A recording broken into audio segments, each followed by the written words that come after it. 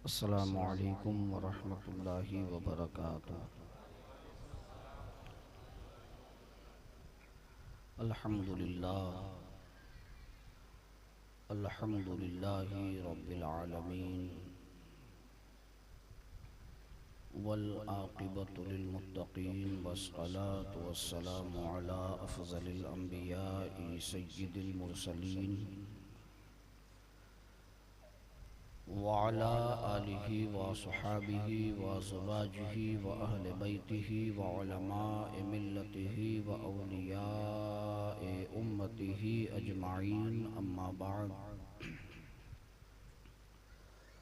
फ़अऊज़ु बिल्लाहि मिनश शैतानिर लईनिर रजीम बिस्मिल्लाहिर रहमानिर रहीम इन औलियाउहु इल्लल मुत्तक़ून सदक़ल्लाहुल मौलानल अज़ीम। इन्नल्लाह व मलाइकतहु युसल्लूना अलन नबी या अय्युहल्लज़ीना आमनू सल्लु अलैहि व सल्लिमू तस्लीमा। अल्लाहुम्मा सल्लि अला सय्यिदिना व मौलाना मुहम्मदिन मअदिनिल जूदि वल करम मंबइल इल्मि वल हिल्मि वल हिकम सलातन व सलामन अलैका या सय्यदी या हबीबी या रसूल अल्लाह सल्लल्लाहु तआला अलैहि वसल्लम।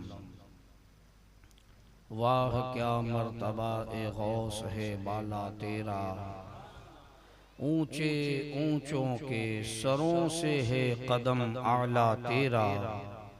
और सर भला क्या कोई जाने के है कैसा तेरा, औलिया मलते हैं आंखें वो है तलवा तेरा।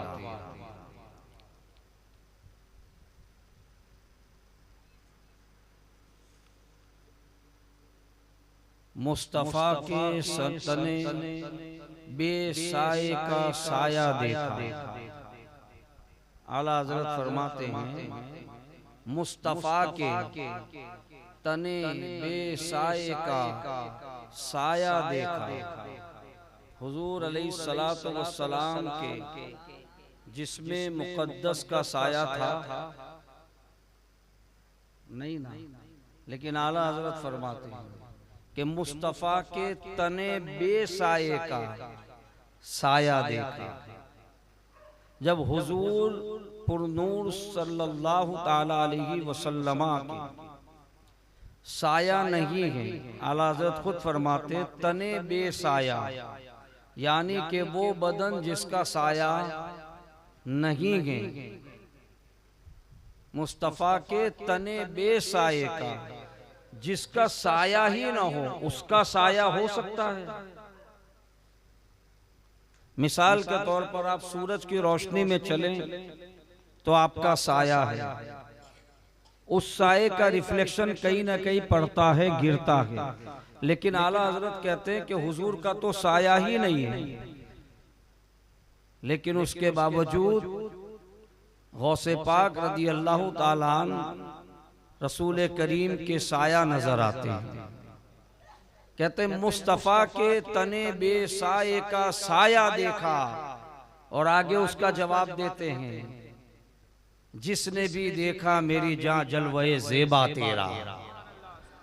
जिसने गौसे पाक रदी अल्लाह ताला अन्हु को देखा तो समझ लो वो रसूल करीम सल्लल्लाहु अलैहि वसल्लम का साया है। हुजूर अक़दस सल्लल्लाहु अलैहि वसल्लम की तालीम, आपके फरमान और आपके अहादीस का चलता फिरता अगर किसी को नमूना देखना है, आला हजरत फरमाते वो गौसे पाक की ज़ाते पाक है। कि मुस्तफ़ा के तने बेसाए का साया देखा, जिसने भी देखा मेरी जान जलवे ज़ेबा तेरा। और आला हजरत फरमाते हैं कि इब्ने ज़हरा को मुबारक हो उरूसे कुदरत। इब्ने ज़हरा यानी कि इमाम हसन रदी अल्लाह ताला अन्हु की औलाद में से सैयदना गौसे पाक है। इस निस्बत से आप हजरत फातिमतुज़ ज़हरा के बेटे हैं, पोते हैं। तो फरमाते हैं कि इब्ने ज़हरा को मुबारक हो उरूस कुदरत। एक हम कहते हैं उर्स, और उर्स की जमा उरास होता है, लेकिन यहाँ उरूस कहा है। उरूस का माना यह है बुलंदी, रिफात, अजमत। आला हज़रत फरमाते इब्ने ज़हरा को यानी गौसे पाक को मुबारक हो उरूस कुदरत, यानी अल्लाह ने जो कुदरतें अता फरमाई, उस कुदरत पर जो बुलंदियां अता फरमाई, जो रिफातें अता फरमाई, आला हज़रत अपनी तरफ से कहते हैं इब्ने ज़हरा को मुबारक हो उरूस कुदरत। क्यों? फरमाते कादरी पाए तसद्दुक मेरे दूल्हा तेरा, कादरी पाए तसद्दुक मेरे दूल्हा तेरा, और तेरी सरकार में लाता है रजा उसको शफी। आला हजरत जैसा आशिक रसूल, आला हजरत जैसा वक्त का मुजद्दिद, आला हजरत जैसा वक्त का इमाम, आला हजरत रज़ी अल्लाह ताला अन्हु की ज़ात मुबारका वो हैं कि जिन्होंने ख्वाब में भी हुजूर को देखा है और जागते में भी हुजूर को देखा है। वो ज़ात इमाम अहले सुन्नत आला हजरत इमाम मोहम्मद रजा फाजिल बरेलवी रज़ी अल्लाह ताला अन्हु की ज़ात है कि जब आप मदीना मुनव्वरा तशरीफ ले गए, तो जब मदीना मुनव्वरा की हुदूद में दाखिल हुए तो आप फरमाते हैं मुस्तफ़ा जान रहमत पे लाखों सलाम, शम्अ बज़्मे हिदायत पे लाखों सलाम, सलाम की लड़ियां आपकी ज़बान पे जारी के जैसे नजर आता है। आला हजरत फौरन पढ़ते हैं काबे के बदरुद्दुजा तुम पे करोड़ों दुरूद, तैयबा के शम्सुद्दुहा तुम पे करोड़ों दुरूद, और बेसाख्ता इमाम पुकारता के अल्लाह अकबर कि आंख अता कीजिए और उसमें जिया दीजिए। हुजूर की जाली मुबारक सामने है और आला हजरत ने उस वक्त ये बात कही कि आंख अता कीजिए। कौन सी आंख मांग रहे थे? आंख तो बज़ाहिर नजर आ रही थी, दोनों आंखों से देख भी रहे थे, लेकिन वक्त का इमाम जाहिरी आंख नहीं मांग रहा है, कल्ब की आंखें मांग रहा है, बातिन की आंखें मांग रहा है। कहते कि आंख अता कीजिए उसमें जिया दीजिए, जलवा करीब आ गया तुम पे करोड़ों दुरूद। आला हजरत रज़ी अल्लाह ताला अन्हु का इश्क बेताबी के साथ मचलता के, इश्क अपनी जोलानियों पर होता के, और उसके बाद आला हजरत रसूल करीम की बारगाह में अर्ज करते के तो सोए लालाजार फिरते के, तेरे दिन बहार फिरते के, और कहते उस गली का गदा हूं मैं जिसमें मांगते ताजदार फिरते के। रसूल करीम की गली वो गली के जहां हसन मुश्तबा भी सुवाली बनकर नजर आ रहे के, रसूल की गली वो है जहां इमाम हुसैन भी सुवाली बनते हुए नजर आ रहे के, जहां हजरत अबू बकर भी सुवाली के, अल्लाह अकबर, जहां उमर भी सुवाली के, उस्मान अली भी सुवाली के, इमाम आजम भी सुवाली के, इमाम शाफई भी सुवाली के। आगे बढ़ो, सारे वलियों का इमाम गौसुस सकलैन गौसे आजम भी इस दर के भिखारी और गली के गदा नजर आ रहे के। मोइनुद्दीन अजमेरी इसी गली का सुवाली नजर आ रहा है। निजामुद्दीन वल मिल्लत अल्लाह अकबर निजामुद्दीन औलिया इसी गली के मंगता और गदा नजर आ रहे के।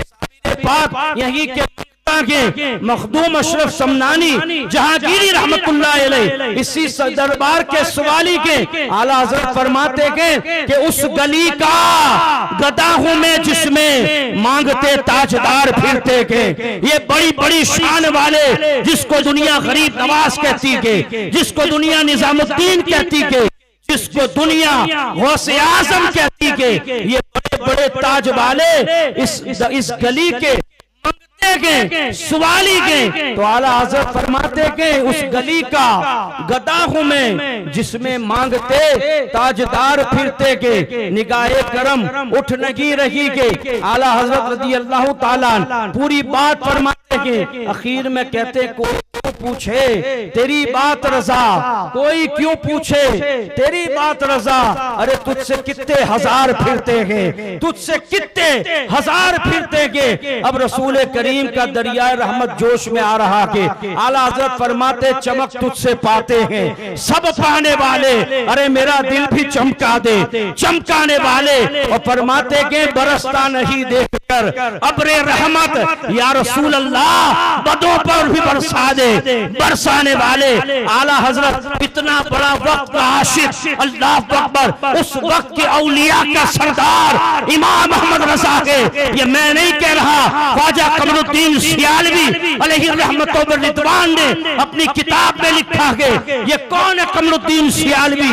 ये सिलसिले चिश्त के अजीम बुजुर्ग गुजरे के, ख्वाब में गौसे पाक का दीदार होता के कमरुद्दीन सियालवी सो रहे के, किस्मत तो वैसे ही बेदार के, इसलिए कि आले रसूल ख्वाब में गौसे पाक का दीदार होता के, जब गौसे पाक का दीदार होता के तो अल्लाह अकबर कमरुद्दीन सियालवी रज़ी अल्लाह ताला गौसे पाक से सवाल करते कि हिंदुस्तान में या गौस आपका नाइब कौन है, आपका जानशीन कौन है?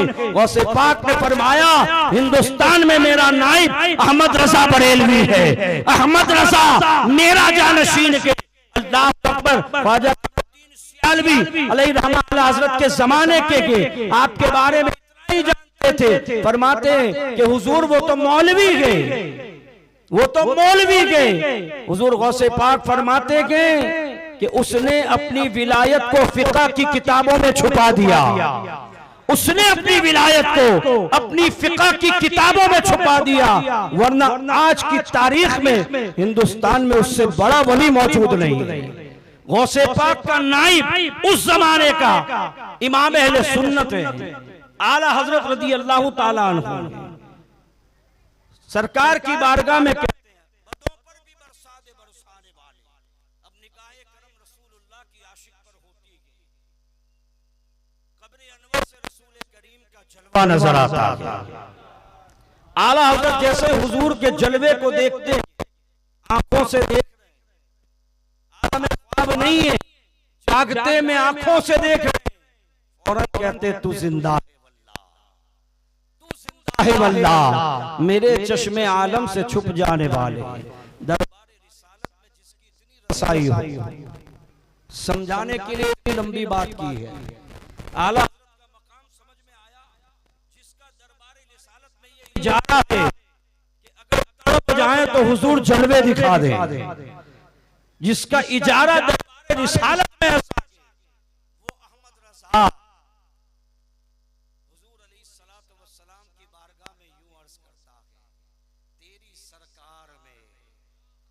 आता है रज़ा उसको शफी जो मेरा गौस है और लाडला बेटा तेरा, जो मेरा गौस है और लाडला बेटा तेरा। क्यों? इसलिए कि आला हजरत ने बता दिया, अरे हम और तुम कुछ भी हो सकते के, लेकिन दरबार रिसालत में जो मकाम गौसे आजम का है वो मकाम अल्लाह ने किसी को अता नहीं किया। औलिया में वो मकाम अल्लाह ने किसी को अता नहीं किया।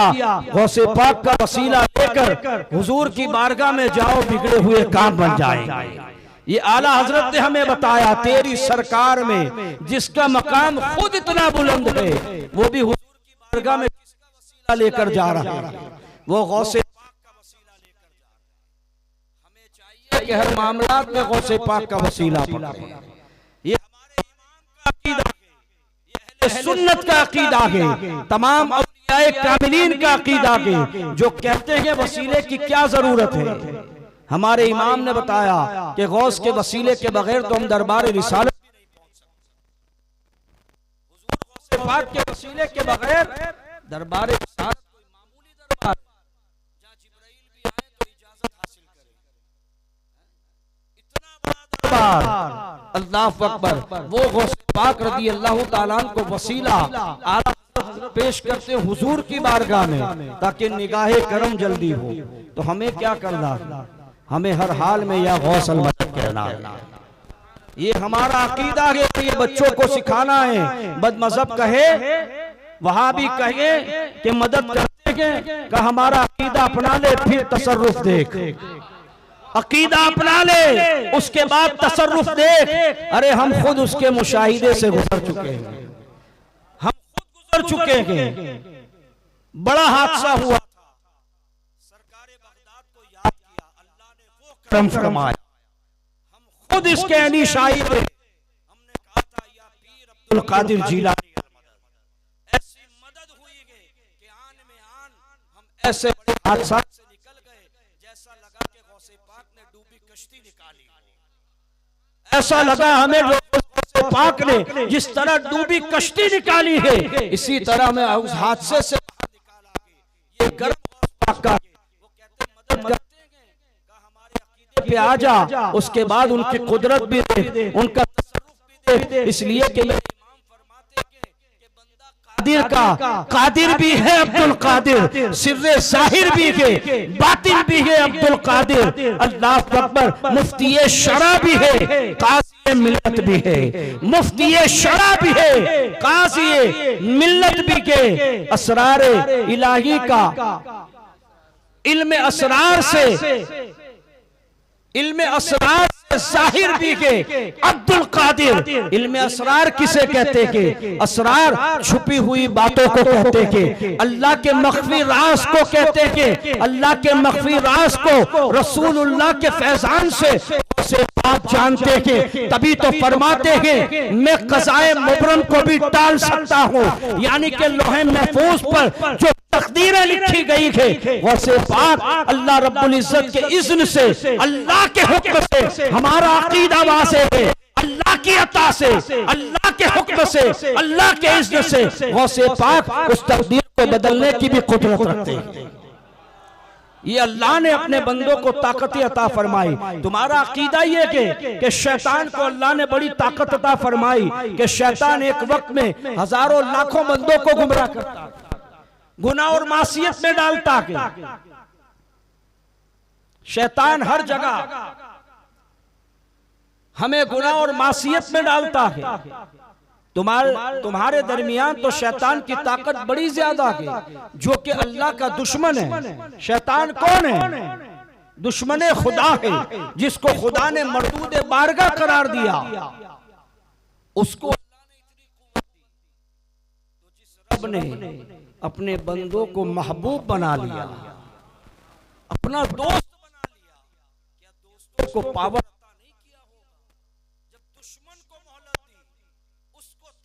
कुदरत दी, उसको पावर दिया, क्या अल्लाह गौसे पाक को कुव्वत और ताकत नहीं अता फरमाए? कुदरत और पावर नहीं देगा? यकीनन देगा। इसीलिए गौसे पाक फरमाते हैं कि मेरा मुरीद मशरिक में हो, मैं मगरिब में हूं। कितना लंबा फासला है। मशरिक कहते इधर और मगरिब कहते इधर। अगर उसका सत्र खुल जाए, वो मुझे मदद के लिए पुकारे, मैं मगरिब में रहकर भी मशरिक में उसकी मदद को पहुंचाऊंगा। ये गौसे पाक का खुद का फरमान। हम गौस की माने कि बदमजहब की माने? हम मानने वाले औलिया के हैं ना, और मानते रहना, यही अकीदा जन्नत में लेके जाएगा। जरा बराबर अकीदे में फर्क नहीं आने देना, इसलिए कि ईमान है, कम अमल भी अल्लाह कबूल कर लेगा। अगर ईमान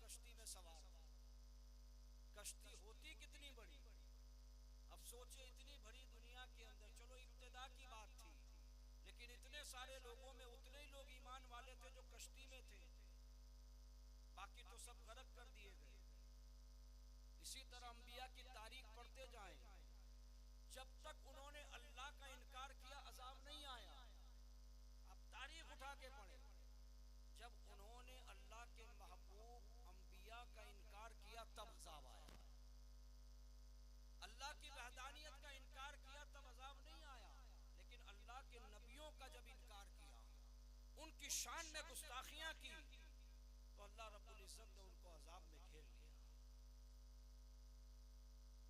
तो अल्लाह के महबूब बंदों की कभी गुस्ताखी मत करना, इसलिए कि अल्लाह चाहता ही है कि तुम मेरे महबूब बंदों से मोहब्बत करो, उनसे अकीदत और एहतराम रखो, इसलिए कि यही दीन की पहचान है, यही लोग दीन की पहचान है। अगर आज इस्लाम पहचाना जा रहा है गरीब नवाज के नाम से, आज इस्लाम पहचाना जा रहा है गौसे पाक के नाम से, आज इस्लाम पहचाना जा रहा है हुजूर मखदूम अशरफ के नाम से, ये कौन लोग हैं? ये औलिया अल्लाह हैं।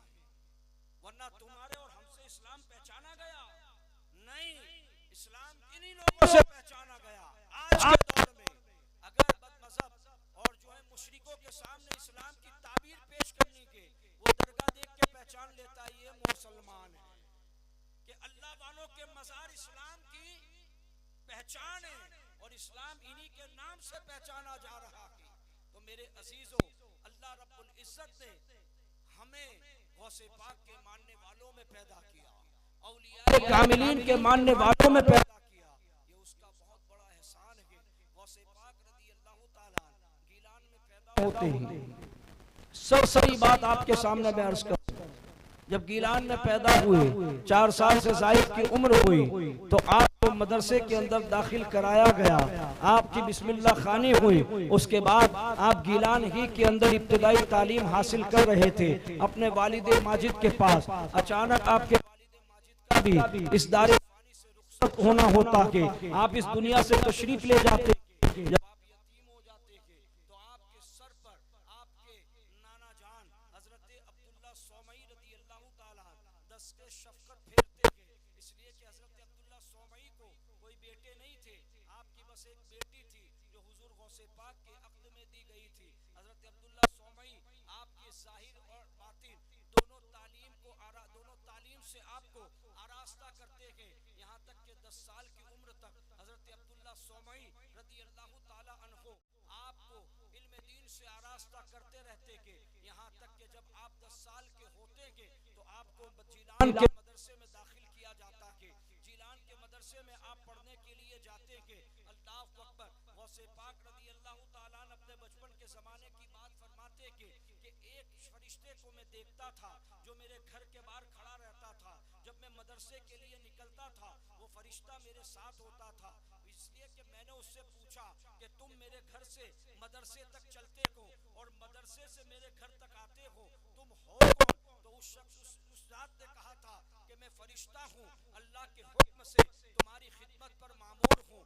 अल्लाह अकबर। आप गौर करें, और ये मैं इधर उधर की रिवायत बयान नहीं कर रहा, ये बहजतुल असरार की रिवायत है जो गौसे पाक की सीरत पर सबसे मुस्तनद किताब है। गौसे पाक फरमाते हैं कि मैं मदरसे में पढ़ने लगा, यहाँ तक कि जब मैं मदरसा पहुँचता तो एक निदा देने वाला निदा देता जिसको मैं न देखता, और निदा ये होती ए मदरसे के तलबा, इल्म दीन हासिल करने वालों, वली को अल्लाह का वली आ रहा है, उसके लिए जगह को कुशादा कर दो, उसके लिए जगह को बड़ी कर दो, इसलिए कि वो अनकरीब मदरसे में आकर बैठने वाला है। और ये आवाज मैं भी सुनता, ये आवाज मदरसे के तालिब इल्म भी सुनते, लेकिन आवाज कौन देता वो हमें नजर नहीं आता।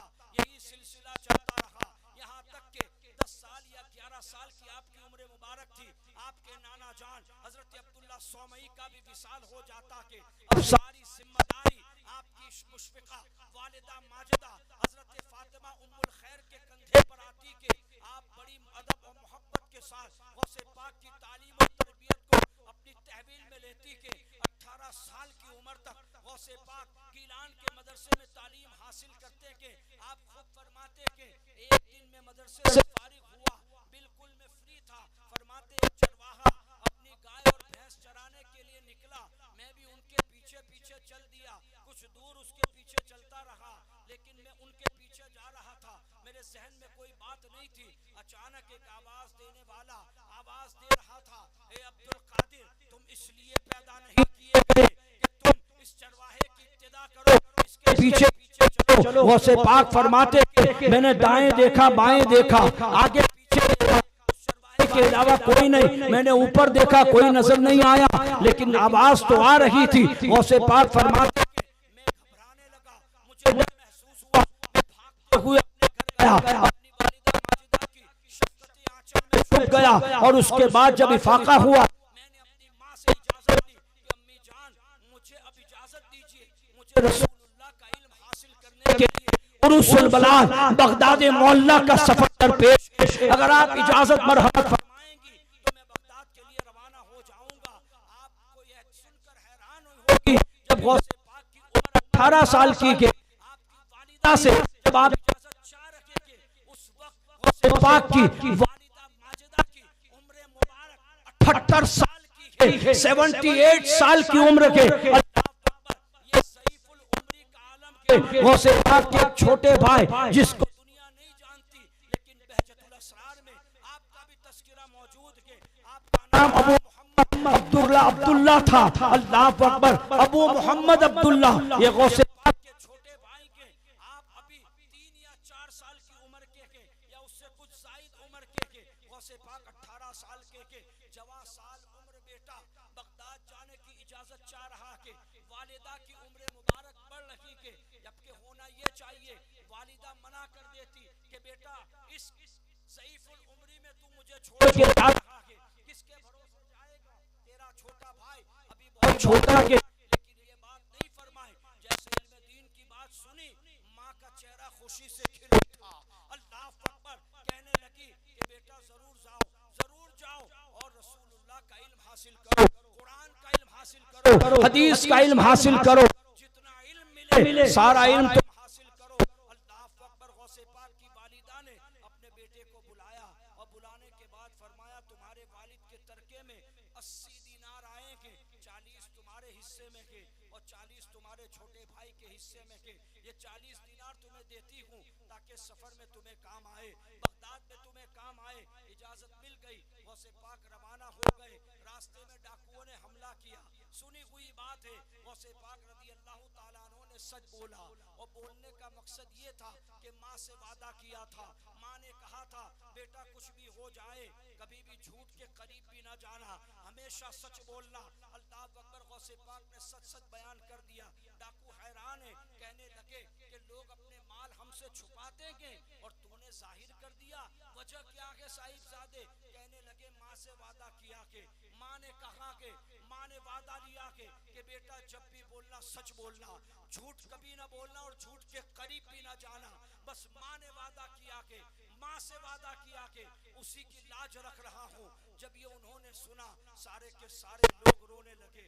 डाकू रोने लगा, अहमद बदवी उसका नाम था, वो रोने लगा और कहने लगा साहिबजादे तुम माँ से किए वादे से मुकर नहीं रहा, हम रब से किए वादे से मुकर रहे के। लोगों के काफिले लूटते के, जानो माल को सब करते के, अल्लाह हमें माफ करे। और वो कहने लगा ऐ साथियों, तुमसे अलहिदा हूँ, तुम्हें अगर ये काम करना है तुम करो, मैं तो तौबा करता हूँ। गौसे पाक के हाथ पर तौबा करने लगा।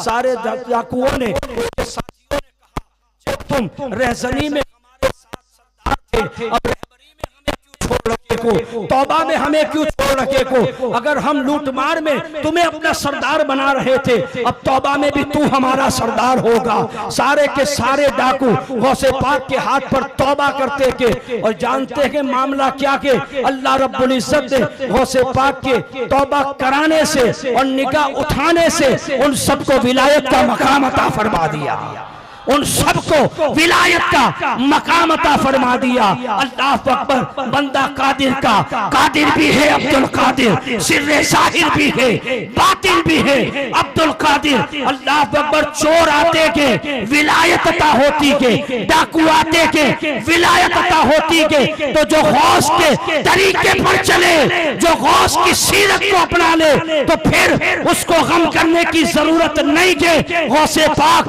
हर कदम पर उसकी दस्तगिरी करते हुए नजर आएंगे। नारे तकबीर, नारे रिसाला, अजमते गौसे आजम, शान गौसे आजम, नारे तकबीर। गौसे पाक का काफिला जब बगदाद मोहल्ला पर पहुंचा तो क्या देखते हैं, गौसे पाक रदी अल्लाह ताला उरूसुल बलाद है, इल्म का शहर है, इल्म का मरकज है, बड़े बड़े मुफस्सिर, बड़े बड़े मुहद्दिस, बड़े बड़े अहनाफे फिक़ही के और फिक़ही हम्बली के बड़े बड़े इमाम उस वक्त मदरसा निज़ामिया के अंदर दर्स व तदरीस वाज़ व नसीहत फरमाया करते थे। गौसे पाक जैसे ही बगदाद पहुंचे, आपने हजरत हम्माद बिन मुस्लिम दब्बास रदी अल्लाह ताला अन्हु के मदरसे और खानका का रुख किया। जब वहां पहुंचे तो क्या देखते कि खानका का दरवाजा बंद के, इसलिए तीसरे पहर गौसे पाक बगदाद में दाखिल होते के किसी को पता नहीं कि शेख हम्माद बिन दब्बास का काशाना बंद के गौसे पाक दरवाजे के बाहर फज्र का इंतजार देखे। गौसे पाक को हमने देखा है 70 मुरीदों के यहाँ दावत में जाते हुए, हमने गौसे पाक रज़ी अल्लाह ताला अन्हु के हवाले से सुना के डूबी कश्तियां निकाली के मुर्गी को किया के, हमने गौसे पाक के हवाले से सुना के जो बांझ औरत थी जिसकी किस्मत में औलाद नहीं थी, गौसे पाक की दुआ से किए। ये गौसे पाक की कुदरत, तसर्रुफ, मेरे अजीजों, ये तो बात की चीज है, लेकिन आपकी इस्तिकामत, आपका सब्र, आपका अदब अगर देखना के तो आपने वो दिन गुजारे के 35 साल जो आपने तालीम और तरबियत के लिए काल अल्लाह रसूल में जो गुजारे और उसके बाद जो आपने तदरीस में गुजारे, ये असल जिंदगी गौसे पाक की है।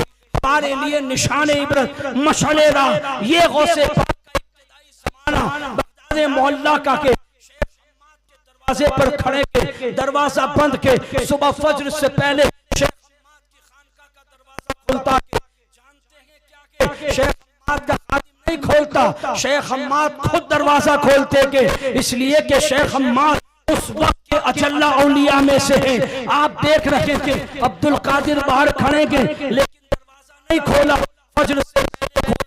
यहाँ से इम्तिहान गौसे पाक का शुरू हो रहा है। अल्लाह अकबर, फज्र से पहले दरवाजा खुलता के, अब हाल क्या है, शेख हम्माद गौसे पाक को सीने से लगाते के और लगाने के बाद कहते के अहलन व सहलन मरहबा ए शहजादे,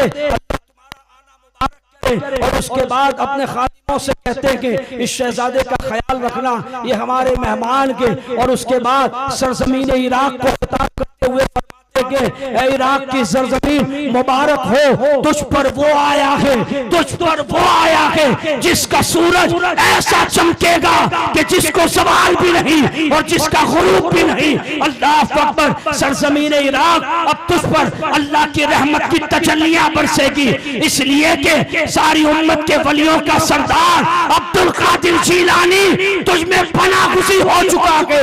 अल्लाह अकबर, शेख हम्माद किस वक्त ये बात कर रखे कि अभी गौसे पाक की उम्र मुबारक 18 साल है और आप तालीम के लिए आए हैं, काल अल्लाह काल रसूल और उसका इल्म दीन हासिल करने के लिए गौसे पाक आए के अभी कोई जानता भी नहीं कि कौन के। उस वक्त शेख हम्माद बिन मुस्लिम दब्बास की आंखें देख रखी के और अहले इराक को मुखातिब होके फरमाते के अपनी किस्मत पर नाज करो, कि तुम में वो आया है जिसकी पेशन गोइयां मारूफे करखी से लेकर सिर्री सिक्ती से लेकर जुनैद बगदादी और अबू बकर शिबली, ये तमाम लोग जिसके आने की पेशन गोइयां करते रहे, वो जात यहाँ आ चुकी के और जानते हैं हजरत मारूफे करखी रज़ी अल्लाह ताला अन्हु इमाम हसन अस्करी की खिदमत में जब पहुंचे थे तो इमाम हसन अस्करी ने हजरत मारूफे करखी, कौन मारूफे करखी, सिलसिले रब्बानिया के बुजुर्ग तरीन शख्सियत का नाम मारूफे करखी के। अल्लाह अकबर, मारूफे करखी जब हजरत इमाम हसन अस्करी की बारगाह में पहुंचे तो इमाम हसन की बारगाह में पहुंचने के बाद आपने फैज हासिल किया। जब जाने लगे तो मारूफे करखी को कहा कि रुक जाओ, और आपने अपना जुब्बा उतारा और उतारने के बाद आपको दिया। का हुजूर इसका क्या करूं? का ये तुम्हारे लिए नहीं है, ये जुब्बा तुम्हारे लिए नहीं है। का हुजूर किसके लिए? का 5वीं सदी की शुरू में, 5वीं सदी के आखिर में मेरे खानदान में एक बेटा पैदा होगा। देखें, इमाम हसन अस्करी फरमाते हैं बहजतुल असरार में, पैदा गिलान में होगा, मरकज बगदाद बनेगा। तो ये तुम्हें अमानत दी जा रही है, ये मेरा जुब्बा मेरे बेटे अब्दुल कादिर तक पहुंचा देना। उसका नाम अब्दुल कादिर होगा। मारूफ करखी ने अपने खुलफा को दिया, उन्होंने अपने खुलफा को दिया, वहाँ से जुनैद बगदादी पर आया। हुजूर जुनैद बगदादी ने आगे भेजा, आगे भेजते भेजते वो जुब्बा हम्माद बिन मुस्लिम के पास आया। हम्माद बिन मुस्लिम तभी समझ गए थे कि आने वाला आएगा और यही उसकी अमानत, ये जो अमानत है उसका हकदार वही होगा। आपने वो जुब्बा अता फरमा दिया उसी वक्त। ये आपके दादा इमाम हसन अस्करी का जुब्बा है जो हमारे सिलसिले में चलते हुए यहाँ तक आया, और आप ही इस अमानत के हकदार हैं, ये आपके लिए आया है। गौसे पाक जब खिताब फरमाते बाज़ो नसीहत तो अपने दादा इमाम हसन अस्करी का जुब्बा ज़ेबतन फरमाते। अल्लाह सुभान अल्लाह। नारे तकबीर, नारे रिसालत, शाने गौसे आज़म, अज़मते गौसे आज़म, नारे तकबीर। अब गौसे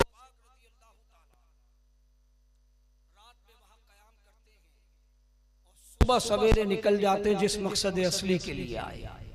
आप मदरसा निज़ामिया पहुंचते हैं, वहां फजर की नमाज के बाद आपने मुकम्मल तौर पर इल्म सीखने की इब्तिदा कर दी, इल्म हासिल करने का आगाज कर दिया। 488 हिजरी में गौसे पाक बगदाद तशरीफ लाए। 488 हिजरी में 8 साल तक मदरसा निजामिया में आप पढ़ते रहे। कितने साल? 496 हिजरी में आपका इल्म मुकम्मल हुआ। कौन गौस? जिसके लिए जुब्बा इमाम हसन अस्करी भेजे, जिसको जब पूछा गया कि जब आपके उरूज का वक्त आया, आपके बेटे शाह अब्दुल रज़्ज़ाक़ रज़ी अल्लाह ताला ने पूछा था कि अब्बा जान आपको पता कैसे चला और कब चला कि आपको विलायत मिली है? गौस पाक फरमाते मैं 10 साल का था तब मुझे मालूम हो गया कि मैं वली हूँ। 10 साल की उम्र में जिसको पता है मैं वली हूँ। वो गौसे पाक 8 साल तक मदरसा निजामिया में तालीम हासिल कर, और हम इल्म दीन सीखने के लिए जरा सी तकलीफ बर्दाश्त नहीं कर पाते, जबकि सारी सहूलतें आशाई से मौजूद हैं। चलो हमने नहीं की, हमने अपने बच्चों को इसकी तरफ राग़िब किया। हम गौस पाक की 11वीं मनाते, बहुत अच्छी बात है। आज बदमज़हब हमारे खिलाफ सफ़े अव्वल में है और हमारी कौम के नौजवानों को बहकाने की भरपूर कोशिश करते हैं। किस वजह से? कि तुम्हारे में ये है, तुम्हारे में वो है, हमारी कमियां बताते हैं। तो हमारी कमियां बताना वो बता रहा है, उसको मौका किसने दिया? अपनी कमियां बताने का मौका उसको किसने दिया? हमने दिया।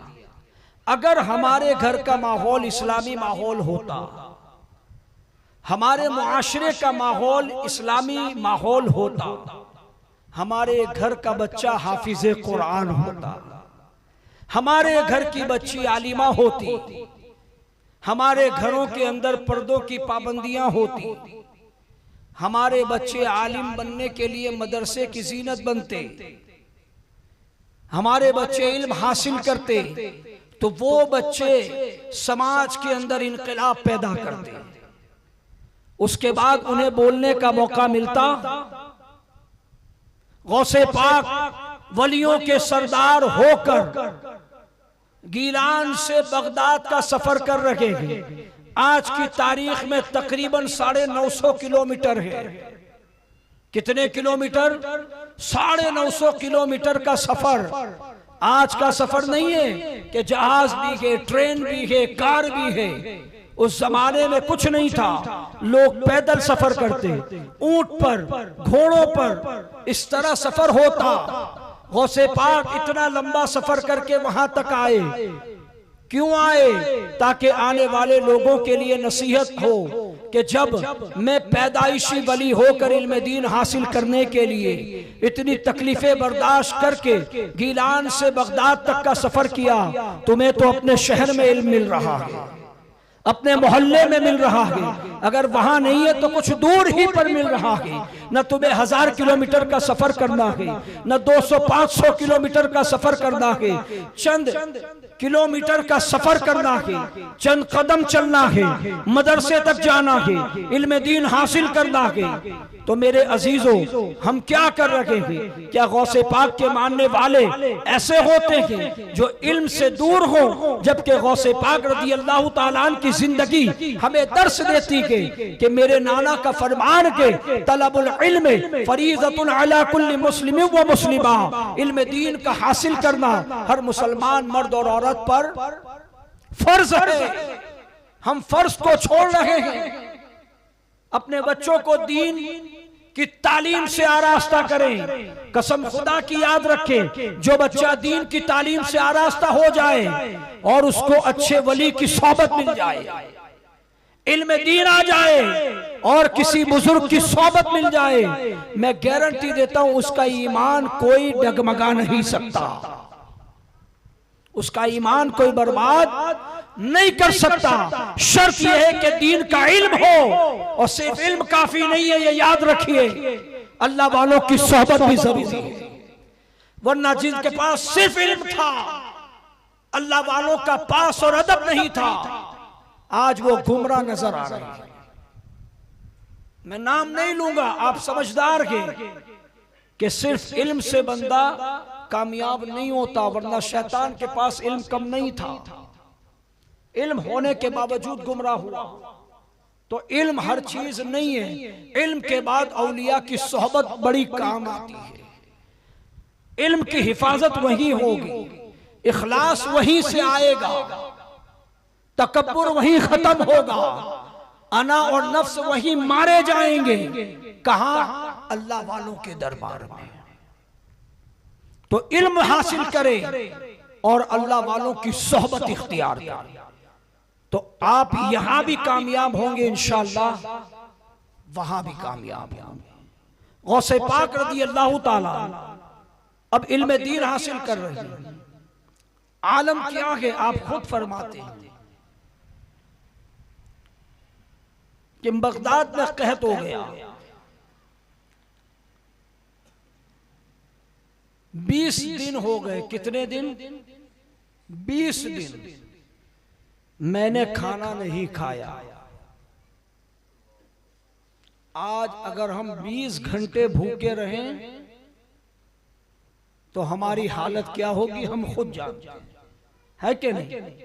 20 घंटा अगर हमको खाना ना दे कोई तो अपनी हालत क्या हो? एक दाना भी नहीं, कुछ भी नहीं, बंदा चक्कर खाने लग जाएगा। गौस पाक फरमाते हैं 20 रोज तक मैंने खाना नहीं खाया, भूख से निढाल हुआ। 20वें दिन फरमाते हैं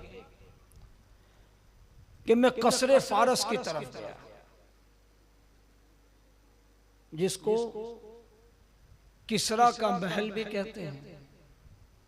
गौस पाक फरमाते बगदाद में एक जगह है महल्लात किसरा, मैं उसकी तरफ गया, जो एक जमाने में राजा रजवाड़ों का, बादशाहों का किला हुआ करता था, लेकिन मुसलमानों ने जब उसे फतह किया तो उसे खंडेर में तब्दील कर दिया।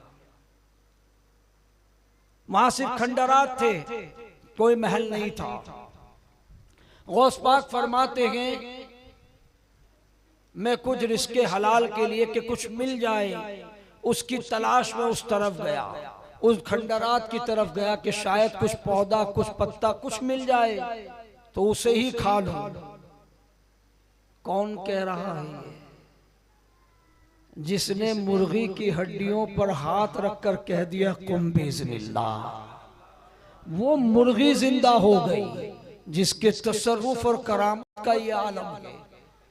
हमने तसर्रुफ और करामत तो बड़ी देखी, हमने इस्तिकामत कब देखेंगे? हम सब्र कब देखेंगे गौसे पाक का? गौसे पाक की जिंदगी का हर पहलू हमारे लिए मशाले राह है, जिंदगी गुजारने का बेहतरीन तरीका है। गौस पाक फरमाते उन खंडरात की तरफ मैं गया तो मैंने क्या देखा कि पहले से वहां पर औलियाए किराम मौजूद हैं।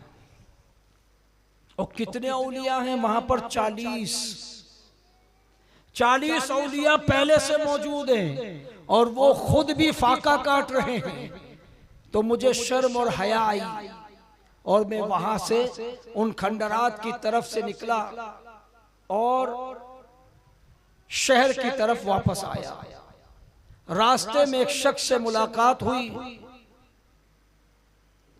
और वो शख्स मेरे करीब आया और आने के बाद कहने लगा कि मैं जो है गिलान से आया हूं, ताजिर हूं, तुम्हारी वालिदा ने तुम्हारे लिए ये सोना भेजा, सोना भेजा गया। गौस पाक रज़ी अल्लाह ताला ने वो सोना लिया और वो सोना लेने के बाद उसी खंडरात की तरफ गए। और खंडरात में जाने के बाद उस सोने का एक हिस्सा अपने पास रखा, कुछ थोड़ा सा हिस्सा, और सारा सोना उन अल्लाह वालों की नजर कर दिया। कहा कि आप इससे अपने खुर्दो नोश का इंतजाम कीजिए। अब वो अल्लाह वालों ने पूछा, साहिबजादे, शहजादे, तुम ये सोना कहां से लाए? कहा मेरी माँ ने भेजा। कहा ये तो तुम्हारे लिए है ना, ये तो तुम्हारे लिए है ना?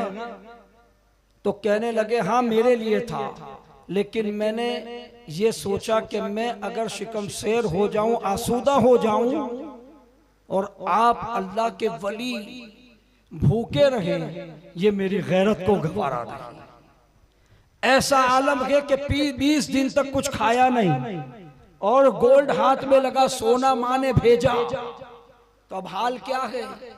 वो भी अल्लाह की राह में खर्च कर दिया और थोड़ा सा सोना अपने पास रखा, वो लेकर आए और आने के बाद वहां से खाने का सामान उस सोने के बदले खरीदा और निदा करा दी कि जो भी भूखा है वो सब आ जाए, जो भी भूखे हैं वो सब आ जाएं। गौस पाक रज़ी अल्लाह ताला अन्हु के हाथों में अल्लाह ने वो बरकत अता फरमाई कि जितने भी भूखे और फुकरा मसाकीन उस दस्तरखान पर खाने आए, खाने का एक तश्त था, अल्लाह ने इतनी बरकत रखी, जितने लोग आए सिकम शेर होकर खा लिए।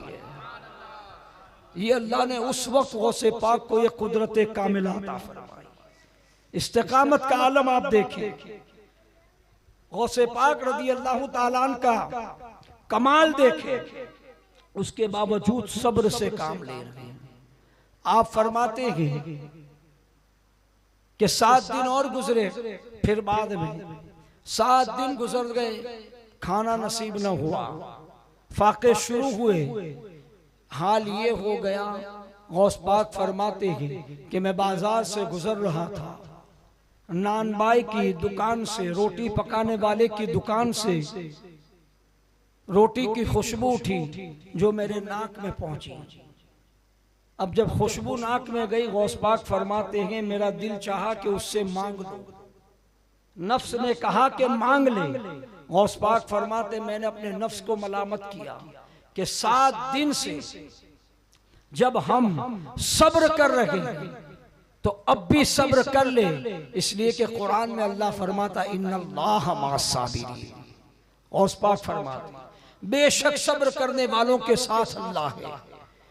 गौस पाक फरमाते मैंने सब्र किया, आगे बढ़ा, कमजोरी और नकाहत का ये आलम था। फरमाते हैं कि मुझे चक्कर आने लगे, तो करीब ही में एक मस्जिद थी, मैं मस्जिद में जाकर बैठ गया और मस्जिद में उस वक्त कोई नहीं था।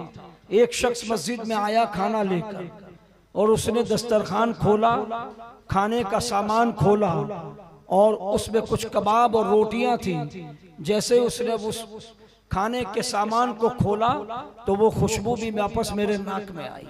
मेरे नफ्स ने फिर चाहा कि मैं खा लूं, मेरे नफ्स ने चाहा कि वो मेरी तरफ देखे, लेकिन उसने ना देखा। गौस पाक फरमाते मैंने सब्र किया और अपने नफ्स को समझाया कि जब इतना सब्र किया है और सब्र कर, अल्लाह जरिया पैदा करने वाला है। गौस पाक फरमाते मैं सब्र करके बैठ गया। वो शख्स खाना खा रहा था, खाते खाते उसकी नजर मुझ पर पड़ी और मुझसे कहने लगा कि ए साहिबजादे आप भी दस्तरखान पर बैठ जाएं, हमारे साथ खाना खाएं। गौस पाक फरमाते हैं उसने बुलाया, मैंने इनकार कर दिया कि आप खा लीजिए, इसलिए कि गौस पाक सब्र का दर्स दे रहे हैं। फरमाया कि नहीं आप खा लीजिए, मैं नहीं खाऊंगा। तो उसने इसरार किया, यहाँ तक कि वो उठ कर आया कि आप चलें मेरे साथ खाने में शरीक हो। गौस पाक फरमाते उसने जब बहुत ज्यादा इसरार किया, मैं उसके दस्तरखान पर बैठा, वहां पर मैं उसके साथ खाने लगा और जब खाना खाते खाते फारिग हुए तो मैंने उससे उस शख्स ने पूछा कि साहिबजादे मैं गिलान का रहने वाला हूँ, क्या तुम किसी ऐसे शख्स को जानते हो, ऐसे साहिबजादे को जानते हो जो मदरसा निजामिया में गिलान का लड़का के मदरसा निजामिया में पढ़ता के और उसका नाम अब्दुल कादिर के। कहा कि वो मैं हूँ। बोले क्या बात है कि साहिबजादे वो आप हैं? कहा वो मैं हूँ कि मुझे माफ करना, इसलिए कि मुझे यहाँ आए हुए कई दिन हो गए, 1 हफ्ते से ज्यादा हो गया, मैं आपको तलाश कर रहा हूँ सहराओं में, शहर के अंदर, बाजार में, यहाँ तक के मसाजिदों में भी जाके देखा, आप मुझे नजर नहीं आए। साहिबजादे मैंने लोगों को पूछा, लोगों से मैंने दरियाफ्त किया कि अब्दुल कादिर जो है गिलान के रहने वाले के वो कहाँ है? गौस पाक फरमाते 1 हफ्ता हो गया मैं बाहर हूँ, मैं जंगलात और खंडेरात में रह रहा हूँ और अपने नफ्स को नफ्स कशी में मुब्तला कर रहा हूँ, उसका दम घोट रहा हूँ, इसलिए कि मैं फाके से चल रहा हूँ। ये मुझे हाथ फैलाने पर मजबूर कर रहा कि अगर मैं शहर की तरफ रहता तो किसी न किसी तरफ मेरा दिल माइल होता, रागिब होता, तो मैं जंगलात की तरफ निकल गया। मैं जो है जंगलात से बढ़ता हुआ खंडरात की तरफ चला गया ताकि कोई न मिले, न किसी के तरफ माइल हो, न किसी की तरफ रागिब हो, न मेरा हाथ अल्लाह के अलावा किसी के सामने फैले। अल्लाह अकबर। ए साहिबजादे 1 हफ्ते से मैं आपको तलाश कर रहा हूँ, यहाँ तक कि मेरे पास जो अपना माल था वो तुमको तलाश करते करते 1 हफ्ते में खत्म हो गया। आपकी माँ ने मुझे 8 दीनार अता किए थे, वो 8 दीनार मुझे आपको देने थे। अब उस 8 दीनार से मैंने 4 दीनार से खाना खरीदा, 4 दीनार मेरे पास मौजूद है। हकीकत में ये खाना आपका था, दस्तरखान आपका था, आप मेजबान थे, मैं मेहमान था। आप मेरी कसूर को माफ कीजिए, आप मेरी गलती को माफ कीजिए। गौसे पाक फरमाते कि इसमें कसूर कौन सा, गलती कौन सी? आपने तो मुझे तलाश किया, मैं नहीं मिला। आप अमानत की पासदारी कर रहे थे, आप तो अपने मेरी माँ ने जो आपको अमानत दी थी आप मुझे पहुंचाने की कोशिश कर रहे थे, मैं ही आपको नहीं मिला। इसमें आपकी गलती क्या है? आपकी रकम खुद खर्च हो गई तो आप क्या करते? आपके पास पैसा नहीं था, आपने अमानत में खयानत नहीं की, बल्कि आपको मैं माफ करता हूँ। अल्लाह रब्बुल इज्जत भी आपको माफ करे। गौसे पाक रज़ी अल्लाह ताला अन्हो ने हमें दर्स दिया कि जब दीन के काम के लिए निकलोगे, इल्म दीन हासिल करने के लिए निकलोगे, तो ये ना समझना कि हर तरफ आशाइश होगी, आसानियां होगी, नहीं, दुश्वारियां भी आएगी, परेशानियां भी आएगी। गौस पाक ने हमें दर्स दिया जब भी दुश्वारी आए, परेशानी आए तो मेरी सीरत उठा के पढ़ लेना कि अब्दुल कादिर को अल्लाह ने कुदरती अता फरमाई, उसके बावजूद सब्र से काम लिया, इस्तिकामत से काम लिया। अल्लाह अकबर। गौसे पाक फरमाते कि जब मेरी आंख पे आंख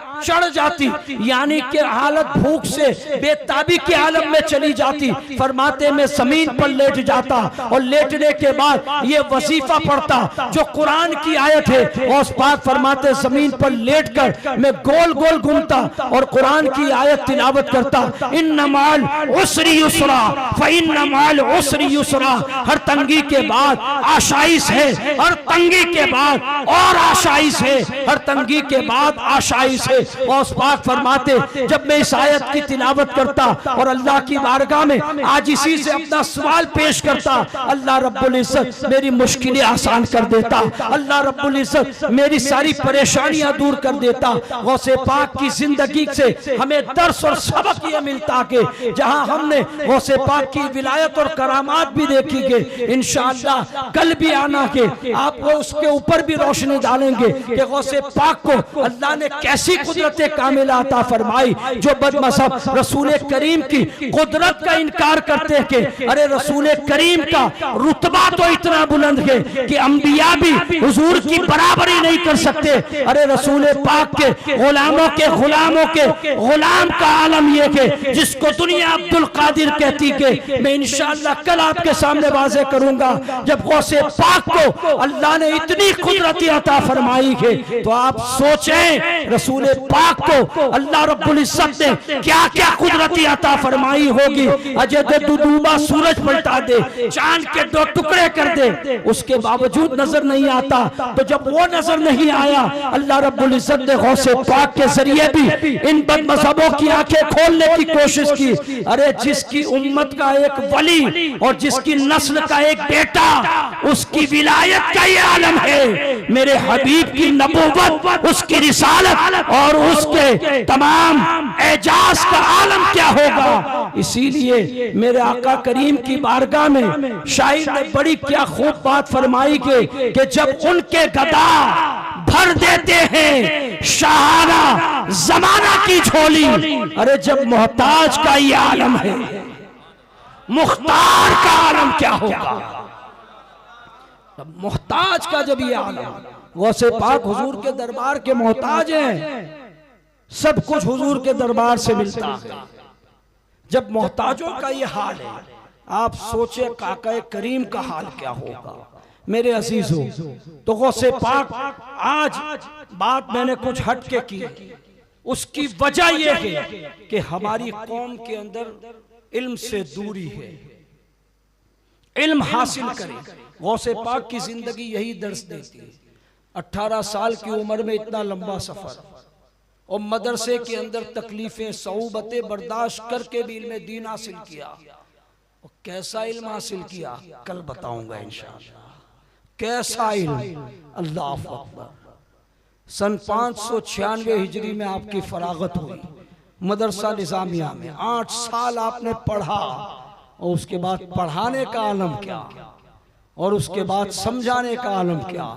इंशाअल्लाह अल्लाह ने चाहा तो कल आगे इस पर गुफ्तगू होगी। कल का तकरीर है, उस तरफ कहीं है, ऐलान होगा इंशाअल्लाह, तो वहां पर भी आप तशरीफ लाएंगे इंशाअल्लाह।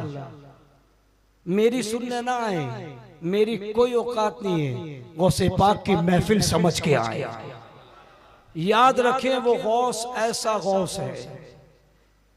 गौसे पाक के बारे में आला हजरत फरमाते जो तेरा तिफल है ना वो भी कामिल है या गौस। जो तेरा तिफल है कामिल है या गौस। तुफैली का लक़ब वासिल है या गौस। हम भी तुफैली वाले हैं ना, हम भी तुफैली वाले हैं, उन्हीं के तुफैल से अल्लाह से मांगते हैं। तुफैली का लक़ब वासिल है या गौस। हम गौसे पाक के दर के मंगता है कि नहीं। तो गौसे पाक की महफिल आइएगा इंशाअल्लाह। अगर निगाहे गौस हो गई ना, कसम खुदा की बेड़ा पार हो जाएगा। निगाहे गौस उठने की देर, जब चोरों को वली बना दे, डाकुओं को वली बना दे, हम तो उनके मानने वाले हैं। वो हमारी मदद क्यों ना करेंगे, यकीनन अल्लाह के हुक्म से मदद करेंगे इंशाअल्लाह। हमारा अकीदा और ईमान है। अल्लाह की बारगाह में दुआ है। मेरी बात समझ में आ गई ना, हमें क्या करना है। गौसे पाक की जिंदगी का दर्स यही है, इल्म दीन हासिल करो, सच बोलो, हलाल खाओ और सब्र और इस्तिकामत से काम करो। कितनी परेशानी आ जाए, सब्र का दामन हाथ से छूटने न पाए, ये जिंदगी का मंशूर बना लो। इसलिए कि गौसे पाक ने इसी पर जिंदगी गुजारी है। गौसे पाक रज़ी अल्लाह ताला अन्हु से पूछा गया, इतना बड़ा मकाम कैसे मिला, विलायत का इतना बड़ा मकाम कैसे मिला? विलायत तो है लेकिन गौसियत उज़्मा कैसे मिली? गौस पाक फरमाते सिंपल है, दो बातों से, सिर्फ दो बातें। का हुजूर क्या? अली बिन हैती ने पूछा था गौस पाक से, इतना बड़ा मकाम कैसे मिला? गौस पाक फरमाते हुजूर की दो बात पर अमल किया, अल्लाह ने ये मकाम दिया। हुजूर की दो बात पे अमल किया। का वो दो बात क्या, हमें भी बताएं। अली बिन हैती से गौस पाक फरमाते हैं कि जब भी बोलना सच बोलना और जब भी खाना हलाल खाना, ये दो चीजों अपना लो, अल्लाह मर्तबे बुलंद कर देगा। अल्लाह की बारगाह में दुआ है, अल्लाह हमारी इस महफिल को अपनी बारगाह में कबूल फरमाए। वमा अलैना इल्लल बलाग। अस्सलामु अलैकुम।